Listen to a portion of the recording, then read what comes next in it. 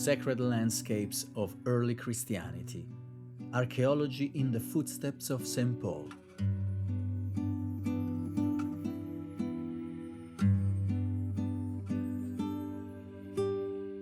Across the Eastern Mediterranean, archaeology reveals the landscapes where early Christian communities first emerged.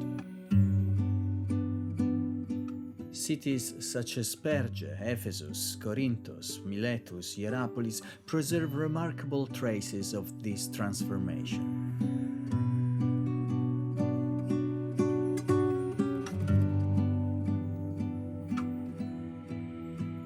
Through monuments, inscriptions, and sacred spaces, archaeology allows us to explore how Roman cities gradually became Christian landscapes.